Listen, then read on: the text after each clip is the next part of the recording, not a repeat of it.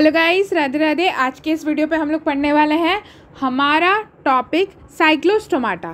Cyclostomata basically किस super class को belong करता है? That is agnatha. And agnatha उस ऑर्गेनिजम्स को कंसिस्ट करते हैं जो कि क्या होते हैं? जॉलेस होते हैं। जॉलेस का मतलब क्या होता है कि उनके माउथ पार्ट में जबड़ा प्रेजेंट नहीं होता है। ठीक है, ये बोनी पार्ट जो रहता है वो प्रेजेंट नहीं होता है। इसमें सक करने की कैपेबिलिटी होती है। ठीक है, सक करने की कैपेबिलिटी होती है। ये चबा नहीं पाते उतने अच्छे तरीके से। ठीक है, so let's start the important point. ये जो आप एक पिक्चर देख रहे हो इसी को हम लोग साइक्लोस्टोमाटा बोलते हैं। ये एक जॉलेस फिश है। ठीक है, इसमें जो रहता है कि जॉ प्रेजेंट है ही नहीं।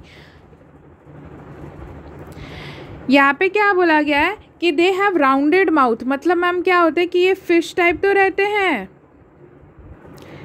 ये फिश टाइप तो रहते हैं। ठीक है, लेकिन इनका माउथ जो रहता है वो क्या होता है? राउंडेड टाइप होता है। It is very important. अगर नीट में पोल देता है कि they have a spear shaped mouth, spear shaped भी राउंडेड ही हो जाएगा बेसिकली, बट स्क्वायर शेप्ड अगर बोल दे या फिर रेक्टेंगल शेप्ड बोल दे तो ये स्टेटमेंट वाइज जो रहता है वो याद रखिएगा। बेसिकली राउंडेड होता है, स्पीयर शेप सर्कुलर शेप एक ही हो गया। जॉलेस फिशेस होता है, ये मेजरली साइक्लोस्टोमाटा कंसिस्ट करता है उन फिशेस को या उन ऑर्गेनिजम्स को जो कि बेसिकली क्या होते हैं? जॉलेस होते हैं, जिसमें जबड़ा प्रेजेंट नहीं होता है। मैंने पहले ही बताया कि इनमें अगर जबड़ा ज़्यादा डेवलप नहीं है तो इनका माउथ जो है वो बेसिकली क्या चीज़ करने के लिए कैपेबल होगा? सकिंग के लिए, उस चीज़ को चूसने के लिए। ठीक है, ना ही कि ये अच्छे तरीके से चबा सकते हैं खाने को।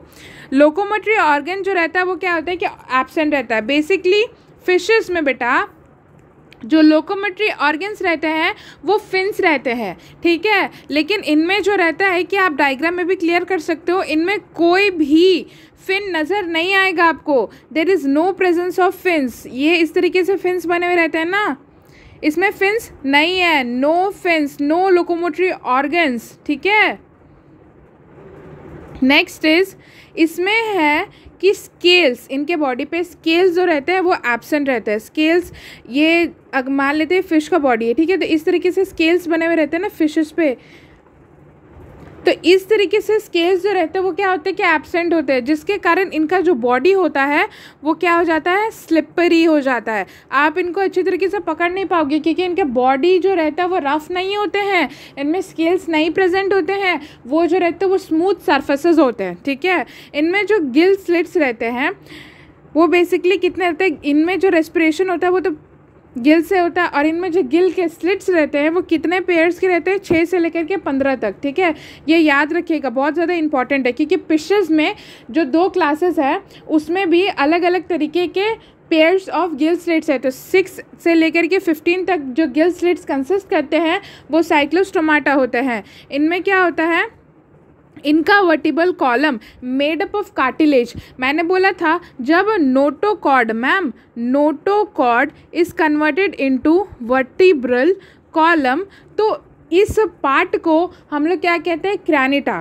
ठीक है, तो ये फाइलम को क्रैनिटा बोलते हैं, जिसके सुपर क्लास में अगैंथा है और क्लास साइक्लोस्टोमाटा है। उसमें वर्टिबल कॉलम तो प्रेजेंट है, लेकिन एक एक्सेप्शन आप नहीं देख रहे हो, ये कार्टिलेज से बना हुआ है। हमारे में जो वर्टिबल कॉलम है वो क्या है? बोनी है, लेकिन इनमें क्या है कि कार्टिलेज है। ठीक है, तो it is also a very very important point.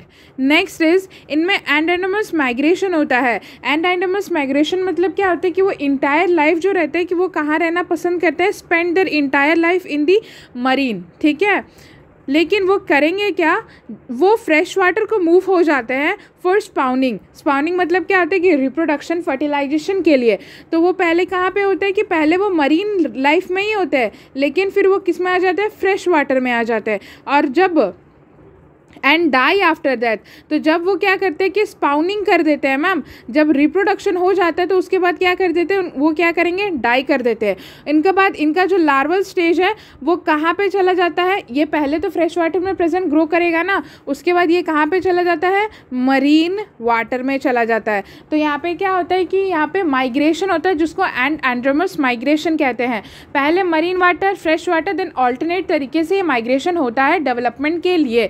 और याद रखिएगा जब ये रिप्रोडक्शन या स्पाउनिंग करते हैं ये डाई हो जाते हैं। ठीक है, next important point is this process is called Metamorphosis. जब वो मरीन से लेकर के उनका जो लार्वा डेवलप्ड किया, ये जो टोटल प्रोसेस है, जब लार्वा फ्रेश वाटर में ग्रो किया, डेवलप किया, तो इतने इंटायर प्रोसेस को मेटामॉर्फोसिस बोलते हैं। ठीक है, इनके एग्जाम्पल्स दो ही हैं, दैट इज़ पेट्रोमाइजन, जिसका कॉमन नेम लैम्प्रे है, जिसका डायग्राम आप एनसीईआरटी में भी देख सकते हो, और जो मैंने पिक्चर लगाया वो भी एक पेट्रोमाइजन ही है।